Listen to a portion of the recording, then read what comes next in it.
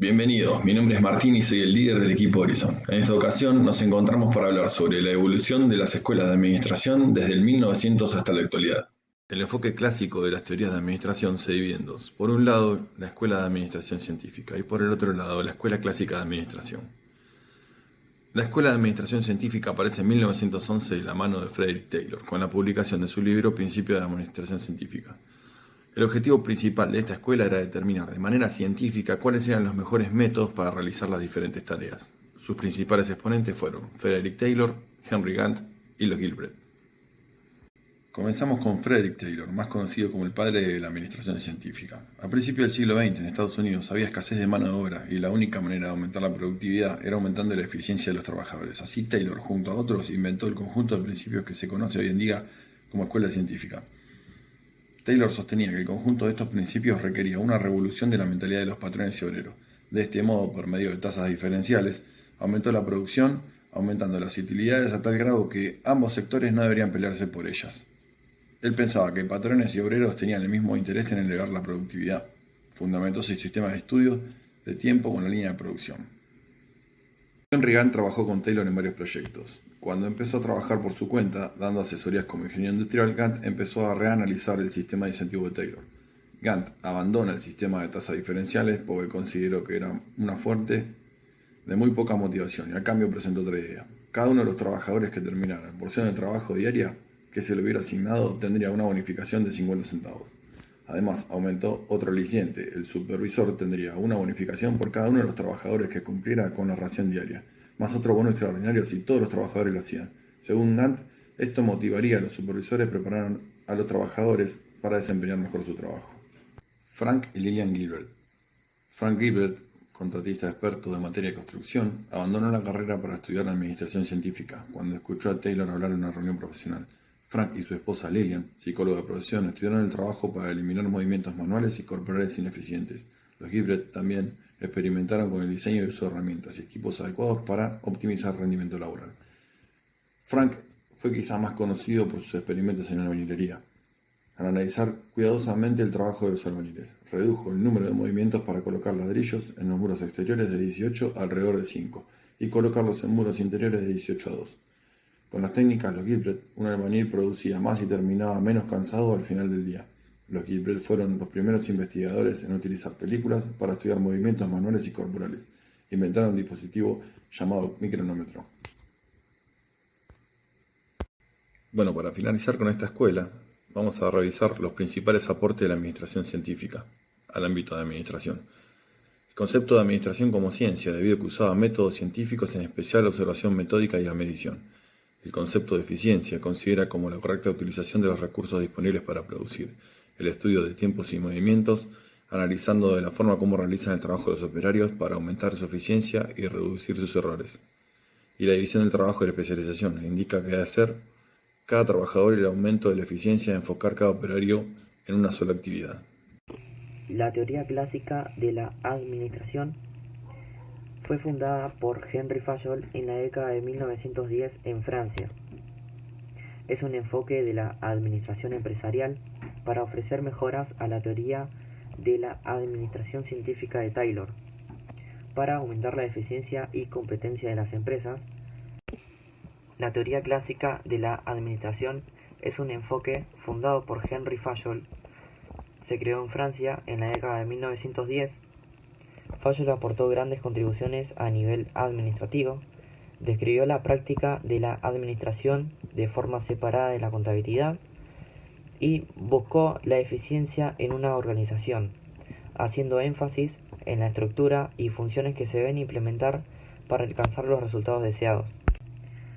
Para organizar una empresa, Henry Fayol dividió las funciones que se deberían llevar a cabo, las cuales denominó funciones básicas de la administración: las funciones técnicas relacionadas con la producción de la organización, las comerciales con la venta, compra e intercambio de productos, las financieras con la administración de capitales de la organización, la de seguridad con los bienes de la organización y la protección de los integrantes, y las contables, que se relacionan con los registros, inventarios y balances para un correcto funcionamiento.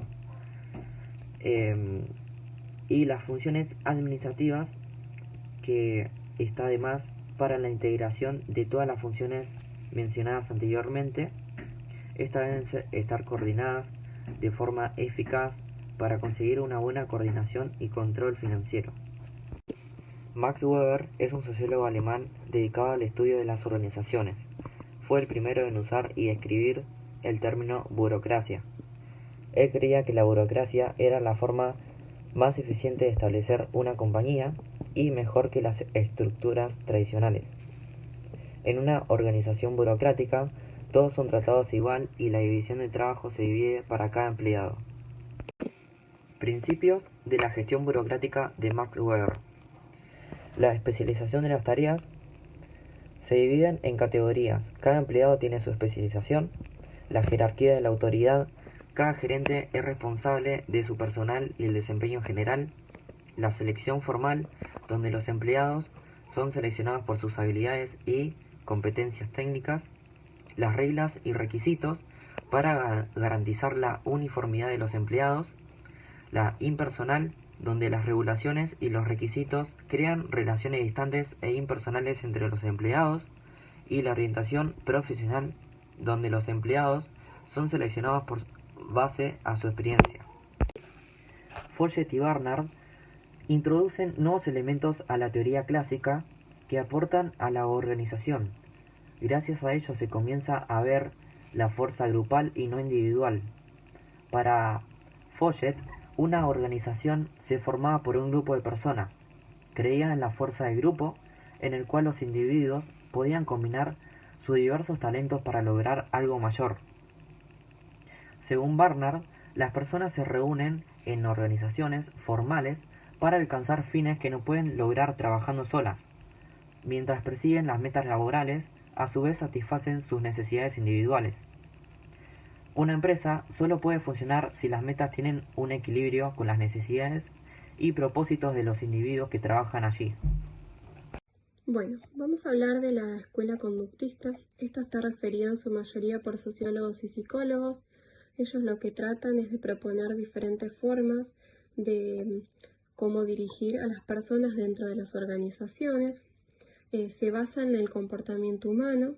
Y lo que hace esta escuela es analizar la superación personal de cada individuo dentro de las organizaciones y beneficiando a estas mismas organizaciones.